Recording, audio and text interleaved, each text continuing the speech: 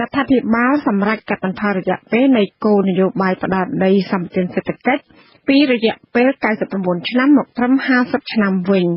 ការកាត់បន្ថយនេះក៏នៅបន្ទាប់ពីអ្នកស្រាវជ្រាវរកឃើញថាការផ្ដោតដីសម្បត្តិសេដ្ឋកិច្ចរយៈពេល99ឆ្នាំនោះគឺបានហុចផលអវិជ្ជមានច្រើនជាងផលវិជ្ជមានដល់សេដ្ឋកិច្ចកញ្ញាជេងនឹងជូរាយការណ៍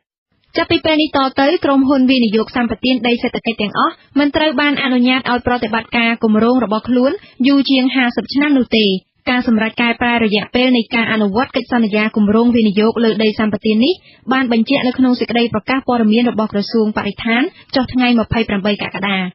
មន្ត្រីស៊ើបអង្កេតនៃអង្គការលីកាដូលោកអំសំអាតសម្ដែងការសាទរចំពោះការសម្រេចថ្មីនេះប៉ុន្តែលោកយល់ថាការសម្រេចបែបនេះនឹងប៉ះពាល់ដល់ក្រុមហ៊ុនវិនិយោគដែលប្រតិបត្តិការដោយស្របច្បាប់បើគ្មានការដោះដូរណាមួយវាមិនអាចបន្ថយទៅបានទេខ្ញុំគិតថាហើយជារដ្ឋាភិបាលគាត់គិតគូរទៅលើ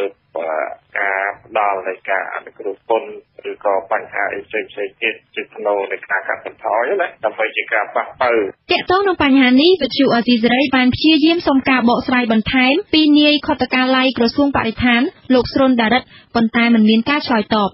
យ៉ាងណាអ្នកនាំពាក្យក្រសួងកសិកម្មរុក្ខាប្រមាញ់និងនេសាទលោកអៀងសុផល្លាតសង្ឃឹមថាការបន្ថយមកនៅត្រឹម50ឆ្នាំនេះនឹងមិនបង្កជាបញ្ហាដល់ក្រុមហ៊ុនដែលទទួលបានសិទ្ធិវិនិយោគកន្លងមកនោះទេដោយលោកអះអាងថាក្រុមហ៊ុនទាំងនោះភាគច្រើនមិនបានអនុវត្តពេញលេញតាមកិច្ចសន្យាវិនិយោគលោកលើកឡើងថារដ្ឋាភិបាលបានយោគយល់រួចទៅហើយដល់ក្រុមហ៊ុនទាំងនោះដោយបានអនុញ្ញាតឲ្យបន្តអនុវត្តគម្រោងរបស់ពួកគេចំពោះក្រុមហ៊ុនដែលបានអនុវត្តតាមលក្ខខណ្ឌកិច្ចសន្យាកន្លងមករដ្ឋាភិបាលសំណូមពរឲ្យក្រុមហ៊ុនទាំងនោះយោគយល់រដ្ឋាភិបាលធ្លាប់បានបង្ហាញថាក្នុងឆ្នាំ2013ក្រុមហ៊ុនចំនួន230បានទទួលសិទ្ធិវិនិយោគលើផ្ទៃដីសរុបជិត2លានហិកតាប៉ុន្តែអង្គការទិន្នន័យស្តីពីការអភិវឌ្ឍហៅកាត់ថា ODC ក៏សម្គាល់ឃើញថាទិន្នន័យស្តីពីសម្បត្តិដីសេដ្ឋកិច្ចនៅមានភាពលាក់បាំងនៅឡើយក្រោយពីការសិក្សាមួយចំនួនរកឃើញថាគោលនយោបាយសម្បត្តិដីសេដ្ឋកិច្ចបង្កផលប៉ះពាល់ច្រើនដល់សង្គមក្រសួងទាំងពីរដែលទទួលបន្ទុកការងារនេះកាលពីខែឧសភាឆ្នាំ2014បានចេញសេចក្តីប្រកាសឲ្យមានការពង្រឹងការគ្រប់គ្រងគម្រោងវិនិយោគសម្បត្តិដីសេដ្ឋកិច្ចឡើងវិញចំពោះការកាត់បន្ថយរយៈពេលអនុវត្តគម្រោងមកនៅត្រឹម50ឆ្នាំយ៉ាងយូរនេះអ្នកស្រាវជ្រាវការអភិវឌ្ឍសង្គមលោកកែមលីយល់ថាអាចនឹងប៉ះពាល់ដល់ទំនុកចិត្តរបស់អ្នកវិនិយោគហើយកិច្ចសន្យាចំនួនមួយកាលណាយើងប្រែប្រួលវាអាចធ្វើឲ្យมันផ្ដោតចិត្តទំនុកចិត្តច្រើនទៅដល់ចំនួននៃស្តង់ដារដទៃទៀតដែលគេរៀបមកចំណែកលោកអ៊ូវរៈនាយកវេទិកាអនាគតដែលជាមជ្ឈមណ្ឌលស្រាវជ្រាវគោលនយោបាយវិញយល់ថាការសម្រេចរបស់រដ្ឋាភិបាលនៅពេលនេះមិនមែនជាបញ្ហាចោទដល់ក្រុមហ៊ុនសម្បត្តិទាំងនោះទេដោយសម្ភារសេដ្ឋកិច្ចនេះជាច្រើនទៅជាអ្នកហត់ឆាតទេដូច្នេះមិនមែនជាអ្នកវិនិយោគត្រឹមត្រូវទេដូច្នេះមិនមានបញ្ហាទេពួកគាត់ដឹងហើយថារឿងចឹងគឺរឿងដែលគាត់ទុកចិត្តបាន100%ទេ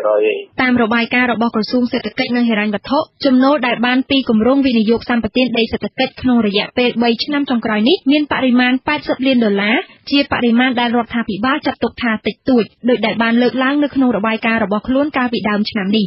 របាយការណ៍នោះក៏បានលើកឡើងដែរថាការអនុវត្តរបស់ក្រសួងបរិស្ថានរួមទាំងក្រសួងកសិកម្មរុក្ខាប្រមាញ់និងនេសាទកន្លងមកមានភាពឆក់ល្វែងការស្រាវជ្រាវមួយចំនួនពីផលប៉ះពាល់នៃការអនុវត្តគោលនយោបាយនេះបានរកឃើញថាក្រុមហ៊ុនវិនិយោគតែងមិនបានគោរពតាមគោលការណ៍ដែលមានចែងនៅក្នុងកិច្ចសន្យានោះទេហើយសម្បត្តិជាច្រើនមានទំហំលើសពី10000ហិកតាដែលច្បាប់បានកំណត់និងធ្វើលើផ្ទៃដីដែលច្បាប់ហាមឃាត់ស្របពេលរដ្ឋាភិបាលកំណត់ឡើងវិញលើរយៈពេលកិច្ចសន្យាសម្បត្តិដីសេដ្ឋកិច្ចនេះក្រសួងបរិស្ថាននៅថ្ងៃទី28កក្កដាក៏បានសម្រេចឲ្យក្រុមហ៊ុនចំនួន